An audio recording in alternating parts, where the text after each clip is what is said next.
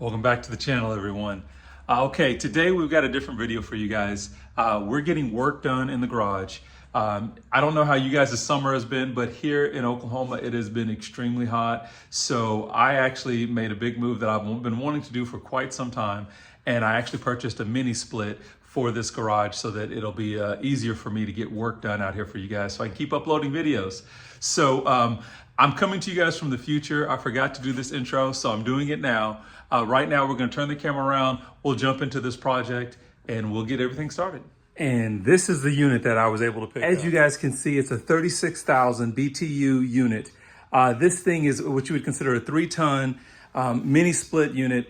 I'm still trying to figure out as far as placement. My initial thoughts were I wanted to actually put the air handler right up here, but from looking at some of the videos that I've seen, I'm thinking I might have to actually move this cabinet and put it up there in the corner of the room. So that will be a little bit tricky. Not quite sure how I'm gonna do that yet. But I found this on Facebook Marketplace, got an insane deal. This thing typically goes for, on the website was showing about $24.50 for this 36,000 BTU unit. I picked it up, as you guys can see, new in the boxes for $800. The box is a little damaged here, so we're gonna have to open it up, inspect just to make sure everything is where it needs to be. Then I actually have to look at where I'm going to mount the condenser or the evaporator unit, which is on the outside unit on the back side of this wall, probably next to my other units that are out there. And then I have to also look into wiring because this actually does take roughly 230 volts, or so we're gonna have to look at installing a 220 into that fuse panel right there so that we will be able to have the power that we need as well too. So this is my first time ever installing an AC unit, guys. So I will try to record what I can. Believe me, this is not going to be an installation video. I'm actually going to have to look at a lot of installation videos to get through this installation. But I will give you guys a before and after, and then let you know my experience that I have in my review of this unit. Okay, we've got it out of the boxes, and man, this unit is big. I'm not gonna lie, guys. The only damage, like I said, that box was pretty beat up. I did notice that this corner here, if you guys can tell, looked a little kind of bent. I moved it around, kind of adjusted it a little bit. It's better. It's on the back side of the condenser unit. None of the fins in there seem to be damaged, so that's definitely worth it right there, guys. So I will see what I need to do to kind of get this started. I've got to take some measurements of this base so I can determine how big of a pad I need to be able to sit that on, and then we will start working on it right away. Okay, as you guys can see, I've moved the car out because to get this installed properly, the first thing I'm going to need to do is get this unit dropped down, kind of reorganize, get some stuff moved out of the way. So I won't bore you guys with that. I'm going to do some of this stuff off camera real quick, and I will be back with you guys here shortly. So as you guys can see, I've cleared out as much space as I can. This, of course, is where I'm planning on mounting my unit up there in the corner. This unit here that I picked up did not come with a template, so I decided that I would create my own using just the box for the air cooler unit. So I've cut it down to size now. I'm going to basically trace the bracket on the back, and then that way I can kind of visualize where my hole needs to be for my line set to come out. So I'll get started on that, and then I will again be back with you guys shortly. Again, this is going to be I don't want to bore you guys. There's tons of videos online on how to install these units. I'm just going to try to do a quick just how I did mine, in other words. We're making progress. So as you guys can see, I've got things moved over. So we've got our cabinet mounted over here, moved the tracks over so I could still hang up some of my other utensils and things like that, the lawn equipment and whatnot. And I have a hole made in my wall. So I actually just used my X-Acto knife to be able to cut this out, and so it makes it easy so I can just kind of putty back over it or whatnot. But I need to be able to get access to my fuse panel, so this actually gives me the access that I need. So there was already a hole here to run an additional wire.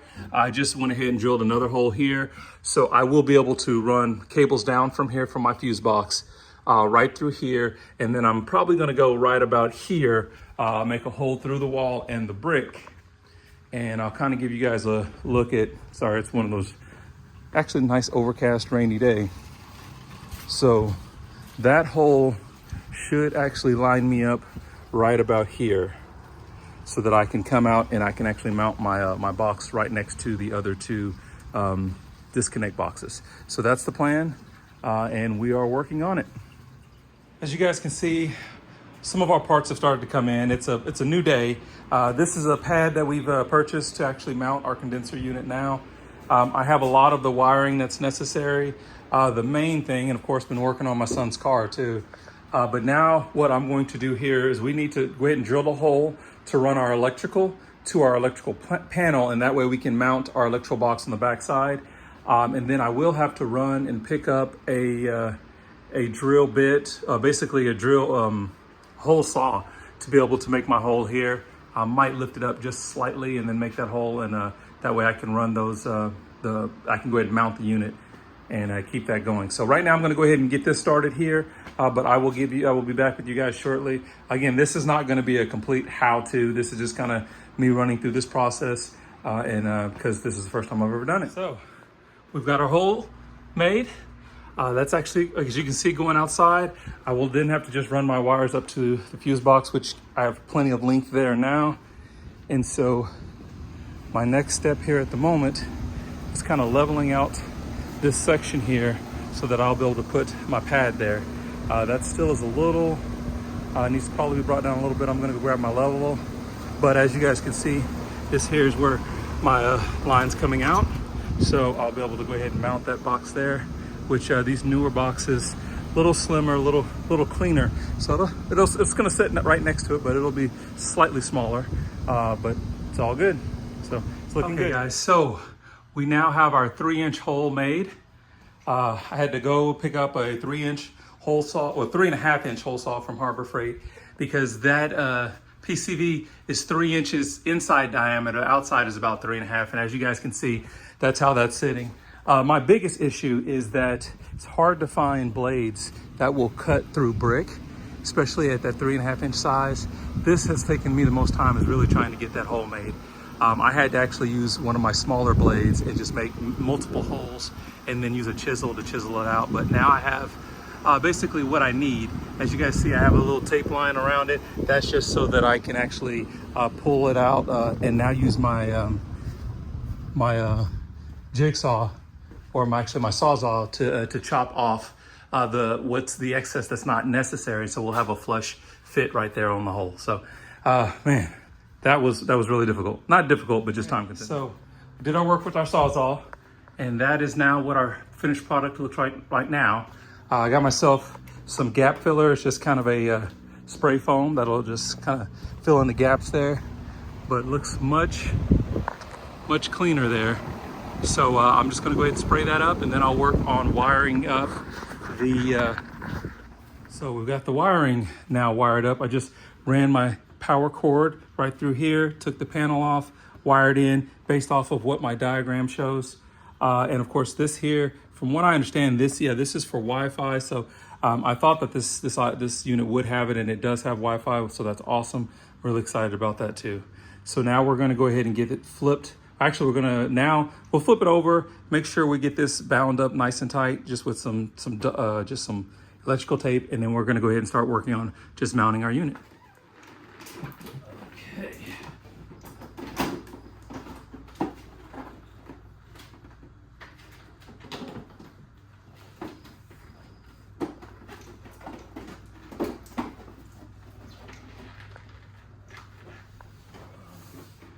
I'm getting that cord runs down through there. Okay.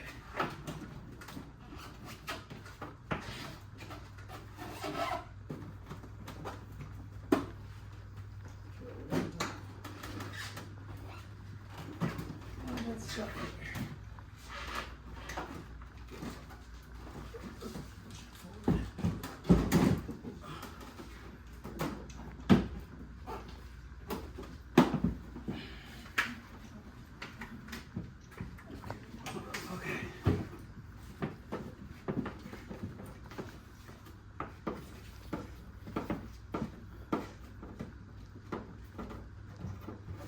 Okay, got that electrical now. Got it hooked in and seated. There we go.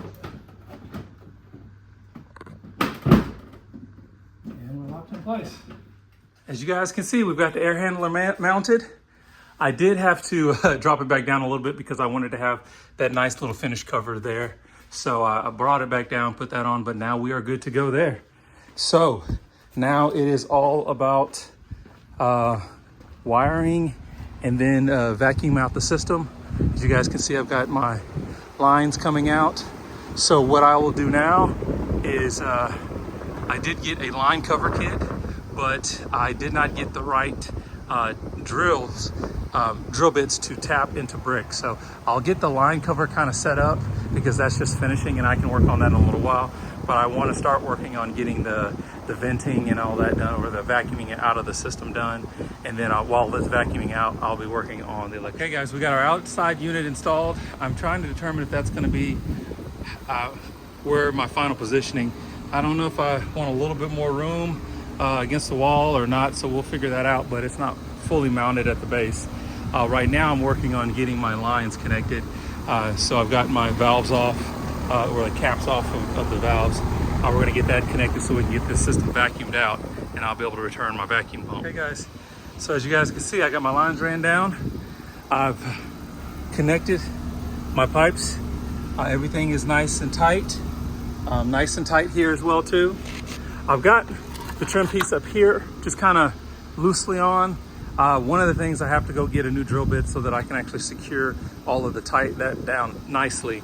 But I wanted to get this connected so that I can get the vacuum pump on it and vacuum out the lines and make sure that everything that it's holding vacuum first. So I'll do that and then I'll finish working on electrical while it's actually holding vacuum. Okay, giving you guys a quick update. I've run into an issue that I don't have what I need to be able to vacuum out the lines. So I had to actually make a purchase on Amazon. That'll be in a day or so. So I'll be able to hopefully vacuum out that line then. But I have my fuse panel or my disconnect box wired up. I've also went ahead and wired up the panel itself. So that's good. So the only thing again I have to do right now is to basically just hide my my line set with my I have a line cover kit that I've already started working on making some holes so we can make sure that everything's mounted properly. And then I will have to wait and to vacuum out the system for another day. Okay, so hopefully this condenser is not making too much noise over here. But we ran our vacuum pump for 15 minutes. We shut off our valve, closed it completely. It was already at 30 inches of mercury. It has been sitting here now for 20 minutes and we are still at that same 30 inches of mercury. So that tells me that my lines are fully vacuumed out and they are sealed. I do not have any leaks. So at this point, all I need to do, I'm gonna go ahead and disconnect from here. I'll open up the valves to go ahead and let the Freon into the system. And then I will just wire in to my fuse box and we will be ready to start the unit. So I will be back with you guys shortly. Okay, so the last step of my install now is I've got my electrical wire. This is coming from my new disconnect box. Everything has been wired on that end of the panel. Actually, you can see I've already wired into my new breaker, which this is, I don't know what they call this, but it actually has a 30 amp and 20 amp in the same location. So because what I found is when I looked in my box, even though it looks like there's space up here, I really didn't have any. So I'm going to replace one of these units here real quickly. This is the smaller AC unit I have right now, which is the 20 amp. So I'm going to cut power real quick, replace that, and have everything back to functioning. All right, as you guys can see, fuse box is now back in place. I've got my new breaker in and I didn't even really have to change anything because this breaker was already for the smaller AC unit that I have. So as you can see, it just still says air conditioning, but both units are now on that breaker. So the last step is to go ahead and connect. Well, actually swap out the disconnect because I had pulled the fuse from it, or the engaging unit from it. So we'll connect this and then we will see what we have.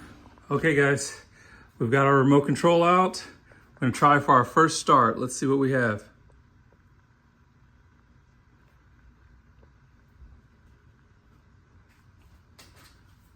And nothing at the moment. Now it is the next day. And what you guys did not see on recording here is that I had to take some time testing my connections. Of course, my disconnect box is on the other side, testing voltage. I was not getting voltage to the actual outside condensing unit. And what I found is that the disconnect box that I have, however, although it looks like the other two boxes that were already out there, it is not, because what you will see is that this box is fusible. So this actually is my pullout. This pullout, if you can see here, does not actually connect your spades. So typically what you would have is these spades would be connected. They are not connected because it actually requires fuses to be set into this connector, and that's what is actually giving power to the load on the disconnect, or basically on the disconnect box. So this, from what I can see, is my culprit. I'm going to now, I just ran to Home Depot, picked up some fuses. We're going to slide these in here, slide our pullout into the box and see if we have power. Just like that, we've got our fuses set in place. And so we are now going to get them installed in our disconnect box. So again, these two boxes, and I even took the covers off to make sure I was wired up correctly. They look the same, however, they do not have this fused connection. So what we're gonna do now is slide this in, make sure that we are in the on mode.